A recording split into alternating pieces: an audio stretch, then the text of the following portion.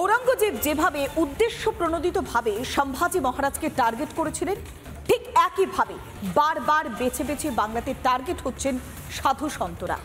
যেভাবে দাসপুরে আমরা দেখলাম যে হিরণ্ময় গোস্বামী মহারাজকে নিগ্রহ করা হলো, তাতে ক্ষোভের আগুন চলছে গোটা বাংলা জুড়ে।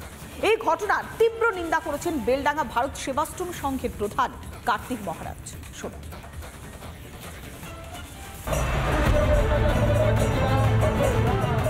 হিন্দু সাধুরা কি বাংলায় সফট টার্গেট? বাংলাদেশে যেভাবে মঠ মন্দিরে হামলা চলছে, সেই একই কায়দায় এবার বাংলার বুকে নিগৃহীত হিরণ্ময় মহারাজ। গুরুতর আহত, হাসপাতালের বেডে মৃত্যুর সঙ্গে পাঞ্জা লড়ছেন তিনি। প্রতিবাদে গর্জে উঠলেন কার্তিক মহারাজ। সাধুদের পিটিয়ে মারা হলো। যে ভারতবর্ষ সাধু সন্ন্যাসীদের দেশ, সনাতন হিন্দু ধর্মের দেশ, হাজার হাজার বছর যাবৎ মুনি ঋষিরা এখানে তপস্যা করেছেন। আর সেই দেশে আজকে সন্ন্যাসী সাধুদের প্রতি যে আচরণ হচ্ছে খুব দুঃখজনক।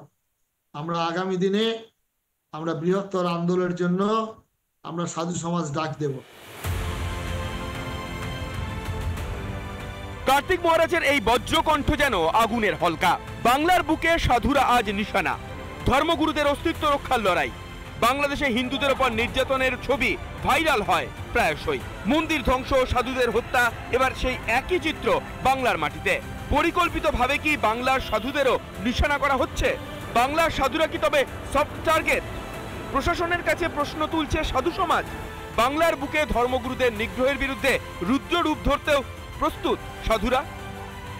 বাংলাতে এরকম সাধু সমাজের, সাধু সন্ন্যাসীদের নিরাপত্তার জন্য কেন্দ্রীয় সরকারের কাছে আবেদন করব। সেই সঙ্গে রাজ্য সরকারকে আমরা হুঁশিয়ারি দেব, যদি এইভাবে সাধু সন্ন্যাসী মঠ মন্দির আক্রান্ত হয় তাহলে আমরা বৃহত্তর আন্দোলনে নামব।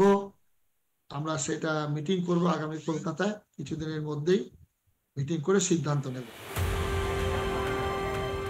বাংলার সাধুরা কি আজও অসাধুদের টার্গেট? প্রশাসনের নিশ্চুপ থাকা কি হামলাকারীদের প্রশ্রয় দেয়া নয়? প্রশ্ন উঠছে, বাংলা কি তবে বাংলাদেশ হয়ে উঠছে? রিপাবলিক বাংলা।